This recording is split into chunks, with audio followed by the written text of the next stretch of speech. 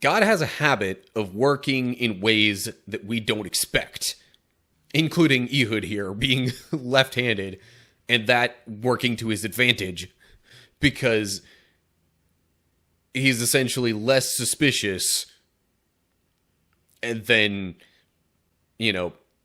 winds up having an opportunity to kill King Eglon because of that. What's up, cool people? My name's Matt. Welcome back to our Bible study.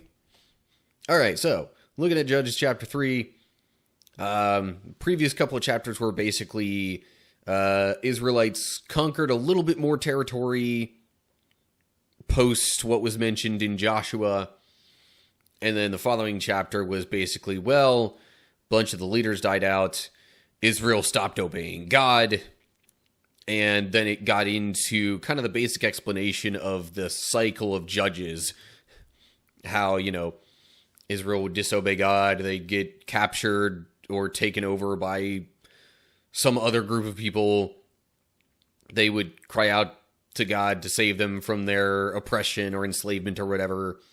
He would raise up a judge, that judge would save them, they'd kind of listen to the judge throughout the lifetime of said judge, but then after the judge died, they would just go back to disobeying God because they didn't have the same strong leader to lead them to God and help them stay on that path. And they just tend to not want to obey God very well. It does not take long for the Israelites to fall away from that, general trend. But anywho, so that's kind of where we leave things off now in this chapter. So here we go. Judges chapter 3. These are the nations that the Lord left in the land to test those Israelites who had not experienced the wars of Canaan. He did this to teach warfare to generations of Israelites who had no experience in battle. These are the nations: the Philistines, those living under the 5 Philistine rulers, all the Canaanites, the Sidonians, and the Hivites living in the mountains of Lebanon from Mount Baal Hermon to Lebo Hamath. These people were left to test the Israelites, to see whether they would obey the commands the Lord had given to their ancestors through Moses. So the people of Israel lived among the Canaanites, Hivites, Amorites, Perizzites, Hivites. Sorry, that was Hittites there, not Hivites. Anyway, Canaanites, Hittites, Amorites, Perizzites, Hivites, and Jebusites, and they intermarried with them. Israelite sons married their daughters, and Israelite daughters were given in marriage to their sons, and the Israelites served other gods. So, okay, there was mention in the last chapter of God leaving these other nations in place to test Israel. It wasn't really explained why in that chapter. There's a bit of an explanation given in this one, though. Actually, kind of 2 explanations. Because it mentions, to test those Israelites who had not experienced the wars of Canaan. He did this to teach warfare to generations who had no experience in battle. This kind of stuff is why, especially outside of Christian and or Jewish circles, that the Lord Yahweh, the one that most of us Christians at least would generally just call God, this is why a lot of other people tend to think of him as just like a war god. Because, once the Israelites came up out of Egypt, what was the vast majority of what they did? War. They fought other people groups within the Promised Land, aka pretty much modern day Israel. And yeah, that was like what they were known for in the nearby area. So, add to that this idea that God would leave these other nations there to actually teach warfare to subsequent generations of Israelites. Like, that seems very much like a God who's focused on war. But, there's also in verse 4 here given a slightly different explanation, which says the people were left to test the Israelites to see whether they would obey the commands the Lord had given their ancestors. So, the testing might have been twofold, or at least it would be given these explanations. I think this one in verse 4 was kind of more so what was hinted at earlier on, and what I'm more inclined to think was the primary reason. Because, as I explained before, sometimes, people will get attached to a certain person or a certain thing that they rely on instead of God to try and keep them in line with God. But then when that thing or person goes away, they just fall off the rails.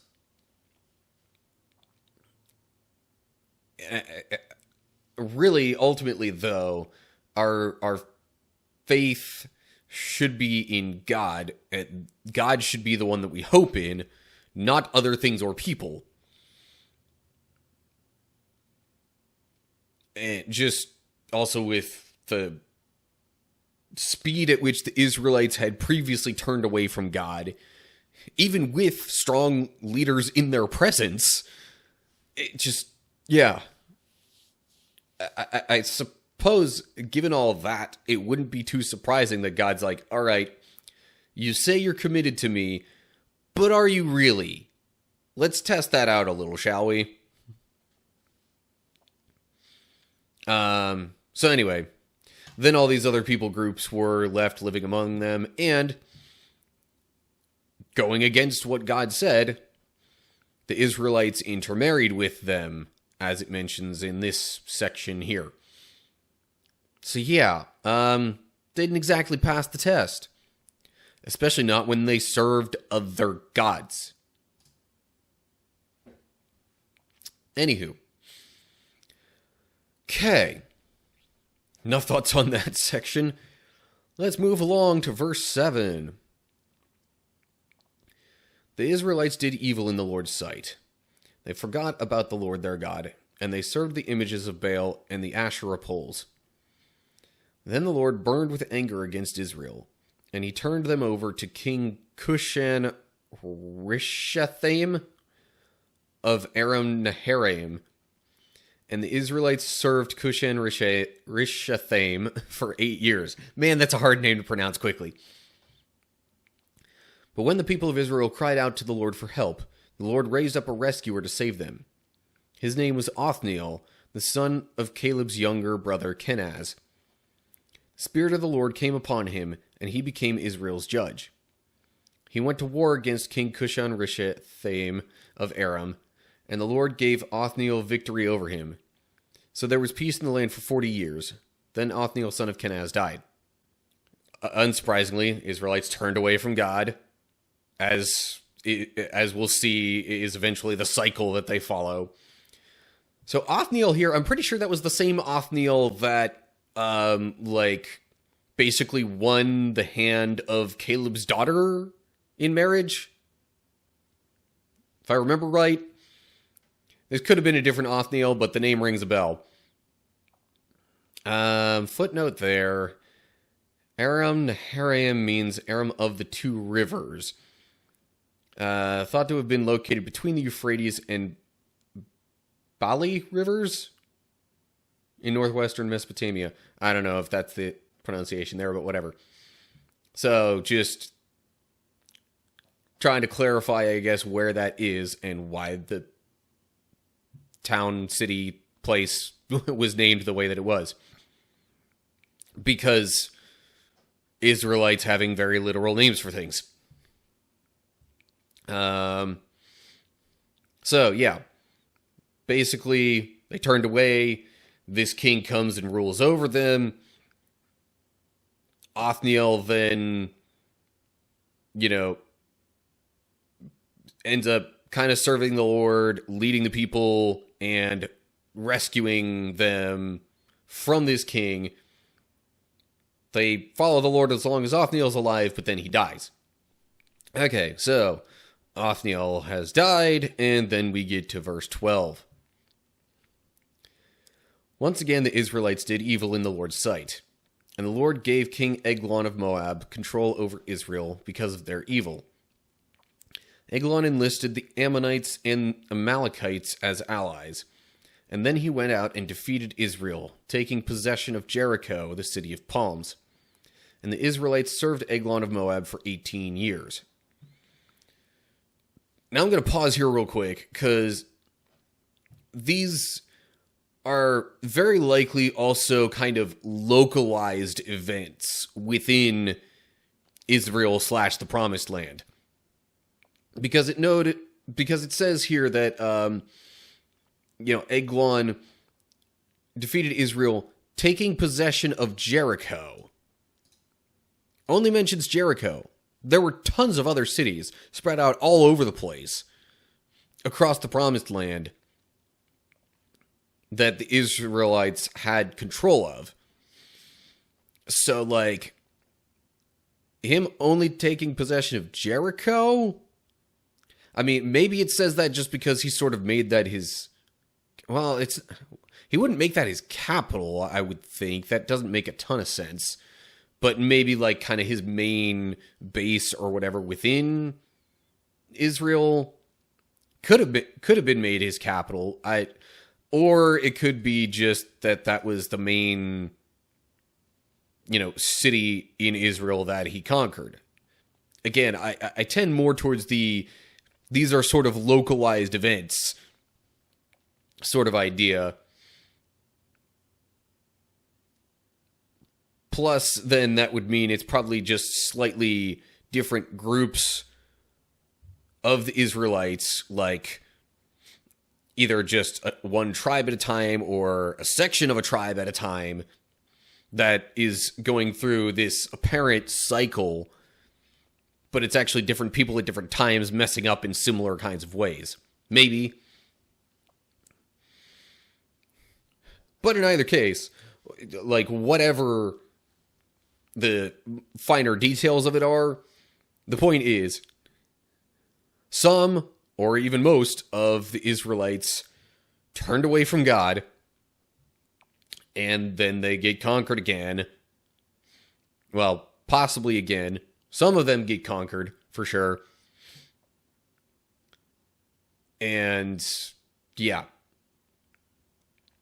So, this whole cycle of judges is, it goes down in a very similar way every time around the loop. It might be different people each time. Might be something to keep in mind. This is another one of those parts of the Bible where, the way that I think about it and the different possibilities kind of helps me realize that there might actually be more than one way to look at this and still, not be outright heresy. Some people tend to be real strict about that line of thinking where it's nope, there's only one good way of looking at this passage. Anybody who disagrees is a heretic. I'm not that kind of person. Okay, so Israelites served Eglon for 18 years. But then we get to verse 15. But when the people of Israel cried out to the Lord for help, the Lord again raised up a rescuer to save them. His name was Ehud, son of Gera, a left-handed man of the tribe of Benjamin. The Israelites sent Ehud to deliver their tribute money to King Eglon of Moab. So Ehud made a double-edged dagger that was about a foot long, and he strapped it to his right thigh, keeping it hidden under his clothing. he brought the tribute money to Eglon, who was very fat. Okay, the left-handedness of Ehud and Eglon being very fat are actually kind of important details to this story, but we'll get into that in a bit. So Ehud is going to give tribute money to Eglon, hides a sword, which in Hebrew was a gomed, the length of which is uncertain, but they're guessing it's about a foot. I mean, it's got to be kind of short in order for it to be hidden under clothing, which is probably why they call it a dagger more so than a sword. But anyway, so he goes to give the tribute money. And then we get to verse 18. After delivering the payment, Ehud started home with those who had helped carry the tribute. But when Ehud reached the stone idols near Gilgal, he turned back. He came to Eglon and said, "I have a secret message for you." So the king commanded his servants, "Be quiet," and he sent them all out of the room.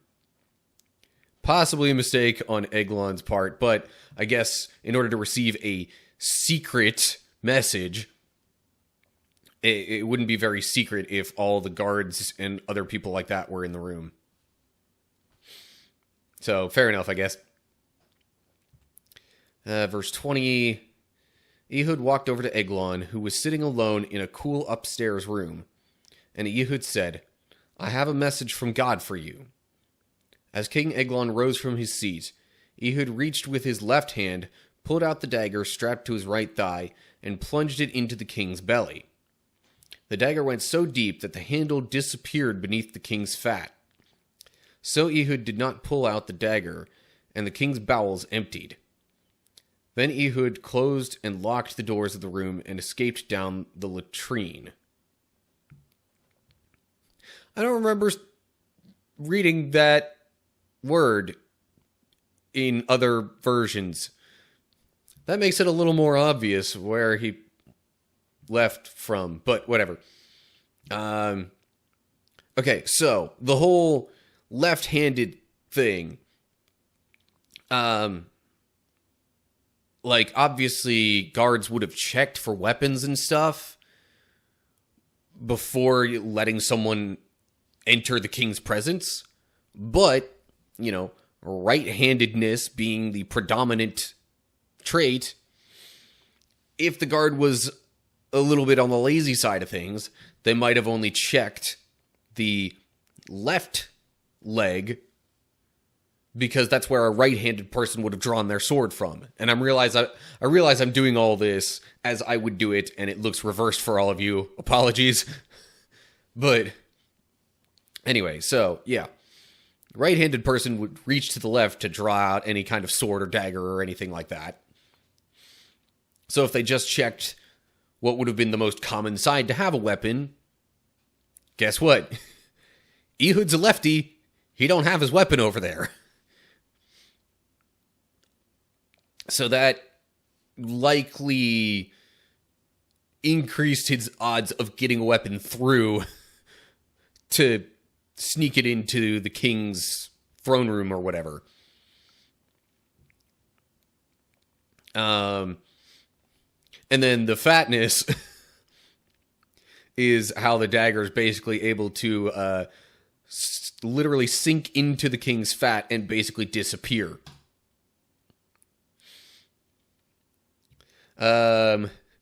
King's bowels emptied. I can wager a guess as to what that really means. Okay. It says, and it came out behind. That implies something quite a bit different. Because then it would be Ehud did not pull out the dagger, and it came out behind. I guess the fat making it hard to pull out, then by that wording just implies that it would have gotten, like, kind of stuck going through his back. But saying the king's bowels emptied implies something entirely different. that is still kind of a natural bodily process that has to happen eventually after you die. But let's not get into too much detail there. Just know it's related to a room that might be called a latrine. Speaking of which, footnote there says, and went out through the porch. Meaning of the Hebrew is uncertain. Okay. So, it might not have necessarily been, that kind of a room. But the cool upstairs room might kind of indicate something to that effect as well. I don't know. That's one of those things that may become a little bit debatable because of translation and meaning of the Hebrew being uncertain. Going out through the porch, though, implies at the very least that, really, either way you look at this, Ehud left a different way than he came in. Because if he went out through the main entry door, then whatever guards were there would have seen him leave and been like, okay, well, now we're safe to go back here and check on the king. Oh no, the king's in trouble. It was clearly this guy, because that was the last one we saw with him. Let's go get him. And then Ehud still would have been close by. Which would have made what happens after that kind of impossible. But let's read on. Verse 24. After Ehud was gone, the king's servants returned and found the doors to the upstairs room locked. They thought he might be using the latrine in the room, so they waited. But when the king didn't come out after a long delay, they became concerned and got a key. And when they opened the doors, they found their master dead on the floor. See, room wouldn't have been locked if Ehud had left through that door. And it didn't say they found Ehud. It just says after Ehud left, they did all this stuff. So they might have even waited for a while before getting to that door. I don't know. But anyway, verse 26. While the servants were waiting, Ehud escaped, passing the stone idols on his way to Sarah. When he arrived in the hill country of Ephraim, Ehud sounded a call to arms. Then he led a band of Israelites down from the hills.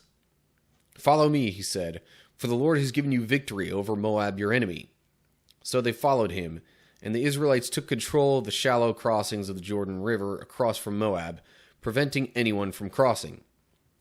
They attacked the Moabites and killed about 10,000 of their strongest and most able-bodied warriors. Not one of them escaped. So Moab was conquered by Israel that day, and there was peace in the land for 80 years. 80 years. A lot longer than it was after Othniel. About double the time. But still. But none of that would have happened if Ehud wasn't able to escape. Which he wouldn't have so easily been able to do had he gone out the main door. So anyway. They... As the guards and other people of Moab are, probably a little confused as to what happened with King Eglon, the Israelites, Ehud gathers an army of the Israelites and goes to attack Moab. And they win. Moab is gone. And then real quick, verse 31. After Ehud, Shamgar, son of Anath, rescued Israel. He once killed 600 Philistines with an ox goad. Which, why am I blanking on what exactly an ox goad is? But, yeah. Point is, 600 Philistines with, like, not your typical weapon. And I think that's really all the more it says about Shamgar. So anyway, not really too much else to say about this chapter. Real quick, checking the chat. Might be wrong, but verse 15, where it says Ehud was a left-handed man, heard it explained that possibly a left-handed person might have been considered disabled or an oddity. So all the tools and weapons... sorry. Now I'm trying to... Okay. As all the tools and weapons would have been fashioned for right-handed people. If that's the case, then a left-handed person is disability enabled. Yeah. That's kind of what I was getting into, just without the whole disability wording. Enabled him to be the best person for the job, as no one expected him to use the sword in his left hand. Yeah. That could also have contributed, because if he was considered any kind of disabled, he might have also been just assumed as less of a threat if it was known that he was left-handed, or it was otherwise obvious that he would have been disabled in some way. Yeah. Funny how God will use people and things that are far from what we would typically think of in order to, follow through on his will and his promises. Like, having the younger son out of Jacob and Esau be the one that inherits all the blessings from Isaac, and being the father of all the nations that were promised to his father and grandfather before him. Or, helping the Israelite spies through a prostitute named Rahab. There's countless other examples. I mean, Moses not really being a good speaker, at least in his own mind, but God using him as, the main one to speak to his people as they then leave Egypt and go to the promised land. God has a habit of working in ways that we don't expect. Including Ehud here being left-handed, and that working to his advantage, because he's essentially less suspicious, and then, winds up having an opportunity to kill King Eglon because of that. So, yeah. Anyway. Alright, so that's all I've got for Judges chapter 3. Okay, so we're now actually kind of getting into the Judges part of the book of Judges. Specifically, there were 3 of them mentioned in this chapter. Fitting, because it's chapter 3. But Othniel honestly made a ton of sense to be the first judge, given what he did alongside Caleb. I'm assuming that's the same Othniel. Now I think it's even more apparent the cycle that the Israelites went through, because, you'd see it talk about the judge and how they deliver the people, and then for however many years, while the judge was alive, they had peace. But then the judge died, and the Israelites stopped following God, and the cycle just comes back around. But anyway, so yeah, as always, like and share if you enjoyed the video. Subscribe to the channel and click the bell if you're on YouTube to get updates when I post new videos. If you're seeing this over on Rumble, give me a follow there. Either way, look down in the description to get info on other social media pages and all that good stuff. and leave comments down below there with any thoughts you have. Also, if you're wanting to get involved in the live streams, leave some comments that may or may not be ultimately featured in some of these videos, especially the Bible discussion videos. I think the engagement would just further kind of increase the quality and the real, like, actual discussion feel that I want to go for with these. So anyway, I stream these Thursday mornings, generally starting around 7:30 a.m. U.S. Central Time. So if you're wanting to get involved in that, just letting you know. So anyway, that's all I got for now. Hope you're all doing well. Hopefully I'll see you soon for another video. But whatever the case is, till next time, stay cool, people.